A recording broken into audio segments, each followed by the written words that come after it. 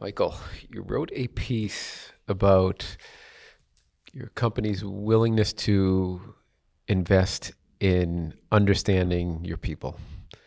I think most companies would rightfully and kind of quickly think to, hey, what tools do we need? What technology do we need to understand our business, whether it's accounting to know on a month-to-month basis what's happening, or trends, things that are holding up projects where we're losing money.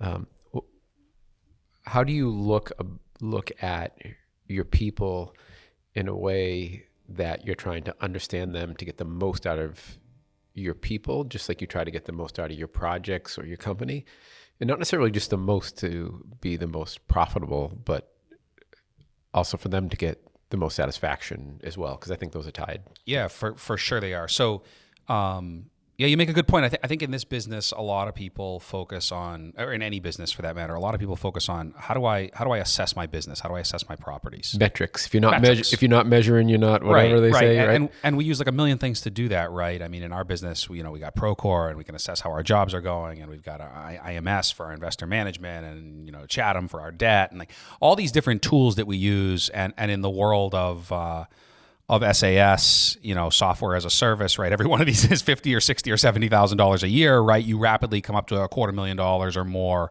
just kind of in your tools that you use to assess your business. So for us, we believe that our most important assets are our people, right? It sounds like a buzzword, but the reality is I couldn't do what I do. I couldn't execute on this level without the team that we've assembled. And we've spent an inordinate amount of money to very intentionally assemble the team that we have. There's no one that's here by chance. There's no one that's here that I don't want here. And when you do that with that intentionality, you want to be able to build that team in a way that's going to be super efficient and super effective, not just for the business, but for them as individuals, right? My goal is to grow people, to lead people effectively, but to grow them so that they're better. They're better personally. They're better at home. They're better in the workplace. They're better at their jobs. They're better whole people, right? Kind of as an aside before we get into some of the things that we do, I reject the concept of work-life balance. We have one life. Part of life is work. Part of life is home. Part of life is leisure. Part of life is fitness.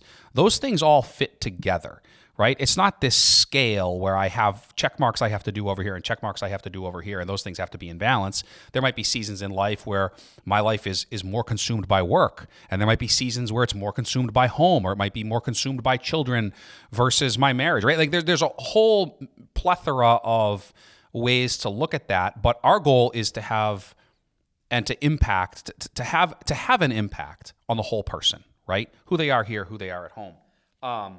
We use a couple of tools to do that specifically.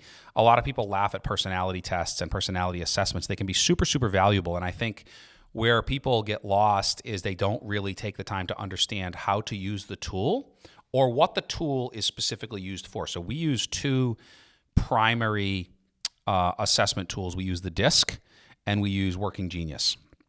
And we use them for two very different things. They're both kind of personality aptitude assessments that you take. They're very, very hard to game. You can try to like cheat the system and it doesn't work. Like it asks you questions in such a way that you actually can't game the system. They are generally uncanny when people get the results. The people are actually kind of in some ways freaked out. They're like, how does the computer understand this about me? This is how I've always felt. I've never understood that. Why is this? So we use them in two different ways. DISC we use to understand how people process change and how people communicate with others. So I'm not going to get into how the whole system works, but it's really good. One of the outputs that we have from that actually is in some ways like a cheat sheet. And it says, hey, to communicate with Joe, be direct. Don't ever lie to him. If you don't know the answer, say, I don't know, but I'll get you the information.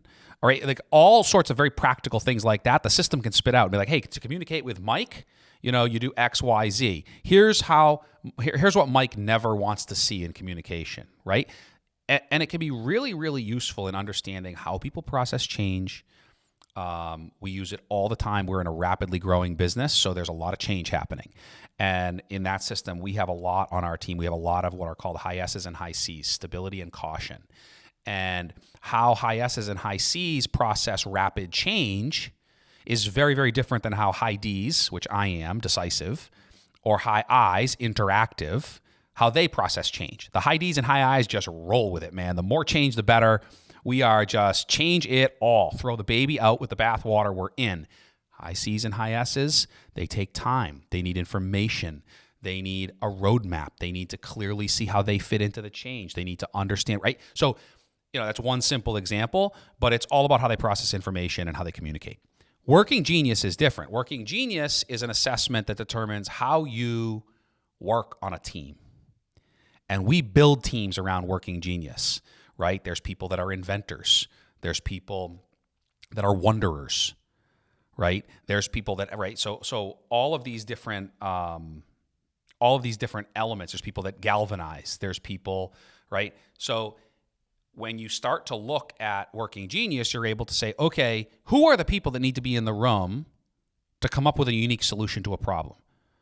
Well, I want my inventors in the room, right? I want, who do we need? We need to motivate the team. We're up on a deadline and we really need to motivate people. Who do I want in the room? Well, is it the wanderers? Well, probably not. They're going to sit around just wondering all day. Wow, we could do this better. We could do that better. They're not the guys to have in the room. You want the galvanizers in the room, the people that know how to galvanize the team and push them forward, right? And again, like DISC, it's very uncanny in that it unpacks what you are. What it does is it puts you into 3 categories, and it basically says, hey, here's your Working Genius. This is where you're uniquely better than everybody else, right? So for me, it's invention and galvanizing, right? And then it says, here's some competencies. You can do them. You don't love them. They don't give you joy. You don't draw energy off of them. And then here's your frustrations. And these are the things that whether you're good at them or not, they suck the life out of you. And we don't want you doing them. It's funny. We all intuitively know those things, Yeah, right? yeah. And then when you get that paper and you see it, you're like, holy shit. Yep. That's me. That's me. Here's why I don't like that, Yeah. right? Now, can I ask you, will you, let's say you're going to put a project team together to go build a particular project or whatever. Yep. Do you intentionally create almost like a recipe? Yeah. And say, hey, Yep. this is what these are, and then Yep. that will decide who goes there? It doesn't always work 100% of the time because what ends up happening is If all 3 project managers have generally this, superintendents have a similar profile. Generally, project managers have a similar profile, right? So there are some exceptions, and yes, absolutely we do, especially between like on a broader team. So especially between like the superintendents and the project manager, you want to cover those things, right? You don't really need wonder on that team, right? Right? Wonder is what we want on the development team, where they're looking at a piece of dirt and saying, "Man, like what we could do here." They're full of wonder. they could right? envision all the people going there. What do you want on a project team? You want galvanizing, right? You want the implementation side of this, right? You want people that can get people to motivate people and can move people along and can invent solutions to complex problems that come up. Those are what you want there, right? So it's like a recipe, and we'll sometimes look at dysfunctional teams and we'll say, well, there's no inventor. This is why they can't solve problems. There's nobody who actually is solving the problem. Like they're all very good at what they do. Yeah, give me directions that I can go do. They need an inventor on the team, right? Mm-hmm. So, it's impactful when if you're going to be diligent and deliberate about building teams, you have to use this kind of stuff. You have to invest in it. So when people come on Team Procopio, they're absolutely getting both of these before they're ever hired. So we use this as part of the hiring process. The first thing they're going to get is DISC. That's going to unpack kind of how they think about things, and we're going to be able to see a lot about who they are and how they're going to interact. And then Working Genius especially matters when we talk about how is this person going to interface on a team, especially if we're hiring for an already tight-knit team. We want to make sure that we're not hiring a disruptor when we don't want someone that's going to disrupt that. We want someone that's going to fit in and solve a problem. We're going to figure that out through the Working Genius. One funny story here. I was doing this. It was a Myers-Briggs version, and I was doing it with a room full of project managers.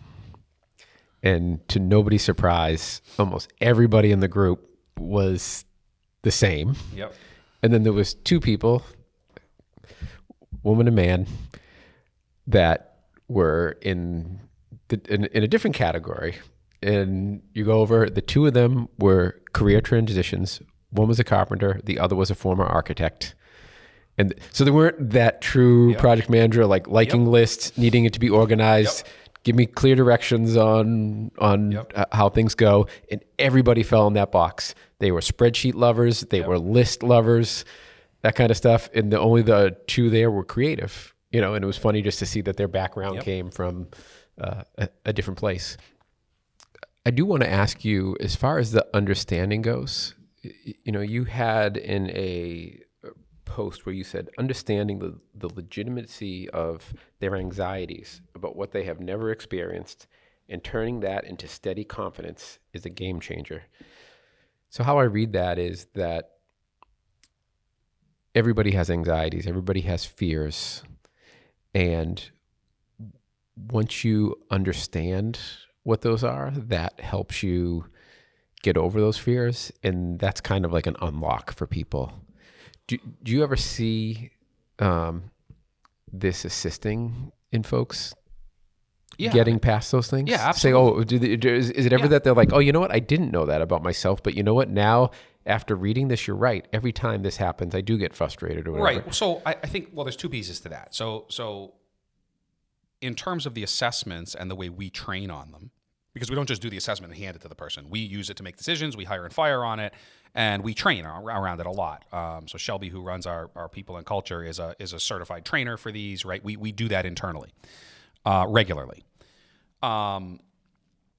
What this usually exposes for people is it tells people it's okay. Kind of like therapy in some ways, right? Like it tells you it's okay to feel this way. Okay, it's okay that you're a high C. Like it's telling you, like you communicate with caution. It's okay that you need more time. It's okay that that's how your mind works. It's okay, right? A lot of times people bear a lot of unrealistic expectations. Like you take me, I'm radically different from a high C personality, right? In a lot of organizations, my high C project manager might feel a lot of pressure because they don't respond to situations like me, right? They're going to feel a lot of pressure. Well, that's not how Mike would do it, right? Well, we're totally different personality types. It's okay that you're different from me. It's okay that you respond to information differently from me, right? We're going to respond differently to that information. So I think what this does is, to your point about helping people get over some of those anxieties, this gives them a roadmap, like we talked about with any other rules. This gives them a roadmap to where it's okay that they're like this. Right? None of this is negative, right? It's not a good thing or a bad thing that you're a high C or a high D or that you're an inventor or a wonderer. It's just who you are. How do you now fit on the team? And how are we able to use what you previously thought might have been a handicap? Well, I'm quiet. I don't like to be in front of a crowd. I'm not high I interactive, right? Well, how do we use that as an advantage? That's not a disadvantage. It means you're good at something else. And we're going to find that and we're going to unlock that through this process, which is going to free you to really perform, right? Don't live inside of someone else's expectations. Don't sit there and think, well, I need to communicate or be the public face the way Mike and Brian are. Well, that's different. We are very unique personalities. That's why we're good at what we do, right? You know what I'm not good at? I'm a terrible project manager. I was one. I'm a terrible project manager. You know what gets lost? All the details. Yep. Right? I look at the building, I'm like, building's up with success. I don't know where the budget was. I don't know whether it was on schedule or not. Right? Legitimately. I mean, I was a project manager. I was a terrible project manager because I'm way too big picture to effectively do that job. Yep. It's not a good thing or a bad thing. It's just understanding what we're good at. And this is a tool that really helps us to do that. I think a broader piece of that quote that you read about understanding people's legitimate anxieties came from me realizing, looking at my team, which is generally younger. As we've grown, we have some mid-career professionals here, but most of this team was homegrown. A significant piece of this team came with me from the single-family world into institutional multifamily and larger construction and development. And it was the realization that some of them had certain anxieties because they had never experienced something, right? And this applies to everything, right? Like you're a project manager. Eventually, you're a project manager long enough, you'll make a 6-figure mistake. You will. You might make a 7-figure mistake, right? It's just statistical probability. You're going to at some point in your career. Until you've done that, you have a certain anxiety about it. Once you've done it and it's in the rearview mirror, number one, you're never going to do it again. But number two, that anxiety has come down a little bit because you now have confidence in navigating that situation, right? You've learned from that situation. Maybe it's not a mistake. Maybe it's just experiences that there's anxiety about, right? Maybe you're a new project manager. You never closed out a building and you've got anxiety about what turnover looks like. I don't know. I've never done this. I've never handed this off to an owner. Maybe it's, a new development PM that's never put debt, never had to close a loan, never had to review loan documents. Like, what is it when you get handed 600 pages of loan documents and you're the guy that has to take the lead on reviewing them, right? There's a certain anxiety around that. If you think about the times we're in now, we a while ago looked at this maybe 6-8 months ago when the economy started to turn and we knew that there was going to be significant, rate changes and like disruption in the industry. We were joking that my dad, myself, and Neil were the only guys in real estate development in the last downturn in our office of 50 people. Right? There's other people that worked through that. They weren't in like the development capital markets kind of role that we're in here now. And that was kind of a wake-up call to us to be like, hey, guys, you need to shepherd the team through this. They've never experienced the downturn. They've only experienced deals that made money. They've never experienced a deal that was that lost money. They've never had to walk away from a deposit just because it was the right thing to do, even though you were walking away from $300,000 and saying we're not going to do this, right? And you could even take positive things, right? There's team members that have never won an award, right? And now maybe there's anxiety around like, what am I supposed to do? Like, I just won this award. I have to go up on stage. I have to receive. It can extend to every area, but we've kind of had a wake up call of how do you take these anxieties that are legitimate. It's perfectly legitimate for someone who's never worked in real estate through a downturn to be anxious about what the world looks like right now, right? How do you take that, speak to that anxiety, calm the anxiety, and harness that same mental energy that was going into those anxious thoughts around that? How do you harness that and turn it into confidence? Because that's the secret sauce. Now you've taught someone how to be confident in the face of adversity or be confident in the face of anxiety or unknown situations. That person is now going to be a game changer for you. That's what moves the needle. Yeah, it's funny. The reason that sentence resonated with me, I don't even remember what post I had pulled it from, but I kind of lumped it into this post because of the, employee assessment. But it resonated with me more on the success, the anxiety that people have with success, because it's obvious for people to be, okay, this person's nervous. They never turned over a building before. This person's nervous because they, whatever uncomfortable situation that never been sued, never had to go to a deposition, right? Like that's part of life in this business, but like people haven't done it. Yeah. And everybody's going to look at that and say, yeah, that makes sense. That person's nervous, but that person just won an award or they have they are now a project executive. These are all things where like, oh, these are wonderful things. These are good things. Why would they be nervous? They just got a promotion. They just got an award. Well, when you're in a place that you've never been before, whether that's a good place or a bad place, that can be really uncomfortable or anxiety provoking, whatever the right word is there. And I think realizing that and saying like, okay, let's understand that even though everyone's saying this is great and everyone's running around being a cheerleader for this person's actually probably in a bad place and needs some attention. And I thought that was astute and I think often gets missed. So that's why I kind of liked it. Yeah, I agree. I mean, I think a lot comes down to our ability as leaders to come alongside our people, meet them where they are, and in many cases, I think the secret to leadership is giving something that you were never given. Now, some people had the privilege to come up under phenomenal leaders, right? There's people that worked for Jack Welch. There's people it's always out there. But I think most of us as leaders had to push through bad leadership at times. And the secret is, how do we give those that we're leading what we didn't get, right? How do we understand how to meet them where they are and really, really do what it takes to level them up? I wouldn't change my team for the world, right? There's a lot of homegrown talent here. There's been a lot of pain along the way. But when you are able to actually grow and shepherd those homegrown team members, they're the most loyal. They're the most committed. They're the most engaged in what they're doing and in their own success. And if you're able to give them a piece of the upside, either emotionally or actually, tangibly, That's how you build truly effective teams, right? And understanding how they interact with their coworkers, what they need, goes a long way, because you're not just clumping people together and saying, go sit in this trailer and do this job. You're actually building a team, a real team, around data. And then you're be able to sit back and watch that team do what it's supposed to do and function properly.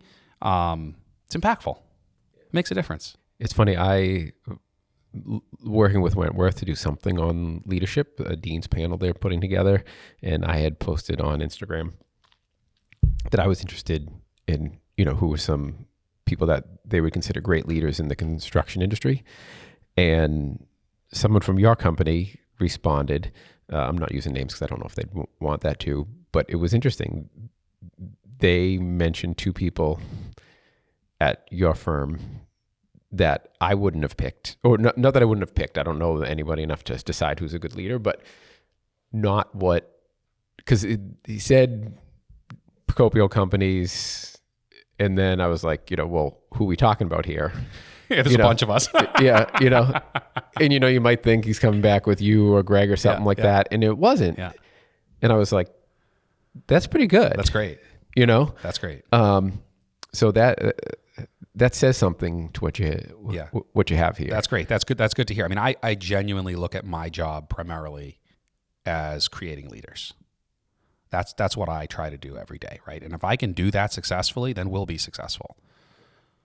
Can I ask you, and I'll give you a minute to think about this, because I'll give you an example of what happened with me, and I think you'll see where I'm going with it. But was there anything that you saw in your results of either of those that made you realize that you might have been managing people incorrectly?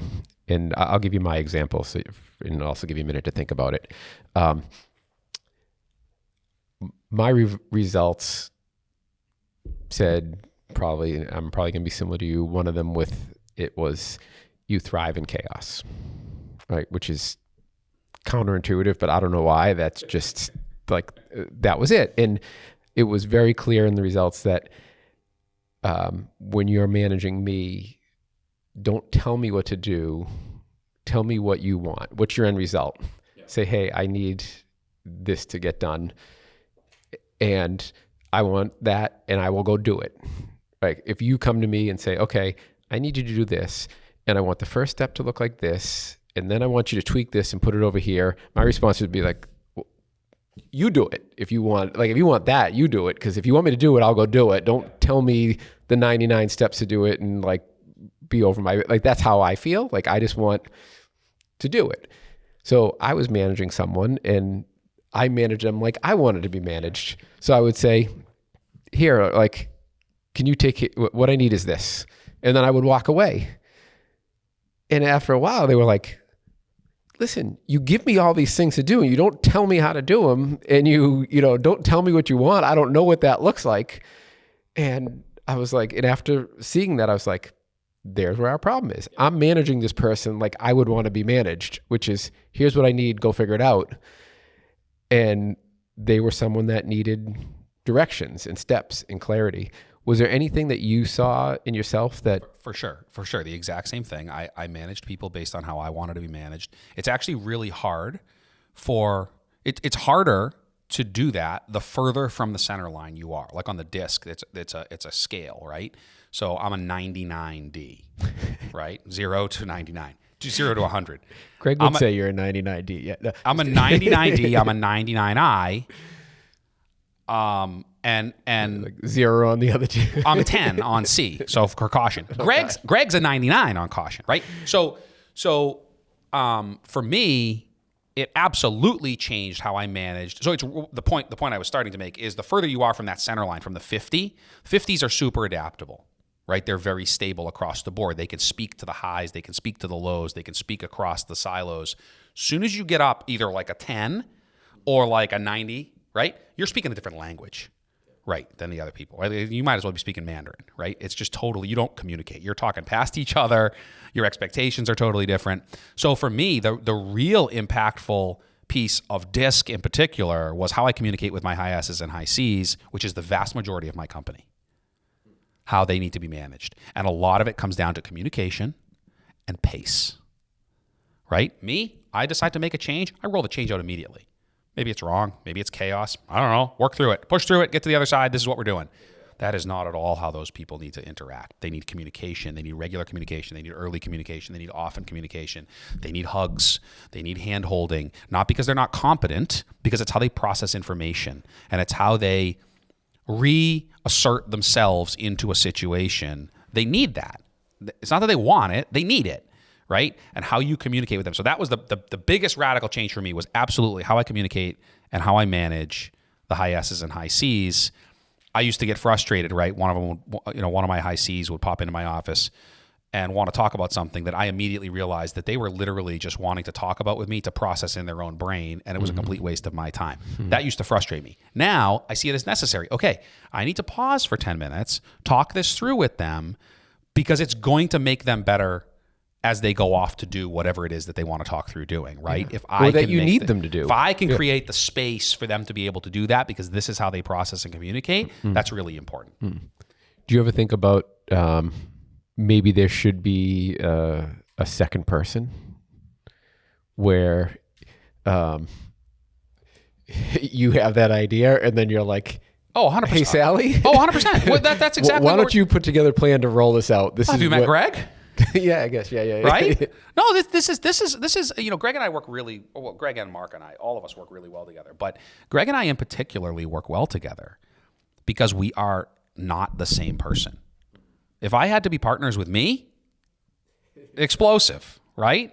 And frankly, if Greg had to be partners with Greg, no big vision would happen there, right? And that's not a bad thing. Greg and I paired together have been highly, highly effective because he's high S, high C. He's the exact opposite of what I am. He's not only able to understand, and Greg's done a really good job of learning how to talk to me and the high D, high I people, a better job than I have, where, he's able to be the bridge to that group. In fact, we set expectations, and we do these expectation meetings with all of our reports. So I do it with my leadership team. They then do it down with them, with their teams. And what it's designed to do is say, hey, what do you think the expectations are for your job? And we look at that list, and sometimes they're actually not real, and I delete them. And here's my expectation. And we come up with one list of expectations. So Joe, you report to me. You have a list of expectations. There's nothing unspoken. You know exactly what my expectations are written out in your job. I expect you to do this. I expect you to do this. I expect you to do this. One of Greg's is be a bridge to my high S's and high C's. Right? He's literally that tool. One of his expectations for me as a leader here is that he is that bridge to those people that I struggle communicating with. He's good at communicating with me, and he's really good at communicating with them. And he creates that bridge. And I have other people here that can do that as well. But he's a good example of it. And it's like to the point where it's codified. It's one of like 10 expectations that I have for him in his job is be a bridge for me to those members of our team that I struggle communicating with and leading because I'm moving so fast. Yeah. I am sitting here smiling as you're talking because I'm much closer to you, but I'm probably only an 80, right? And even for me, I'm sometimes like, all right, he needs to fucking chill out. And I'm fine with absolute chaos, but I'm like, he's got to just slow it down a bit because we're like, and that's from someone who just like has no problem with rapid change and chaos or whatever. And even I'm like, all right, fucking, you got to pump the brakes a little, bro. So like, fast, move fast, just leave it in the wake. And right, it's a high D, right? Frankly, it makes for a good CEO, probably not a good COO, right? That has to wrangle all the operational details. That's not what I'm good at. I'm good at being the visionary, and I'm good at running to the goal, and I'm good at galvanizing everybody else and motivating everyone else and casting the vision. Am I the guy you want responsible for the details? Absolutely Immediately not. no. Yeah, me too. Immediately no. Yes. Yeah. No. Actually, if Greg is ever kicking around this office today, we should bring him in for 5 minutes and we'll hit record, and I think we'll get some entertainment. All right.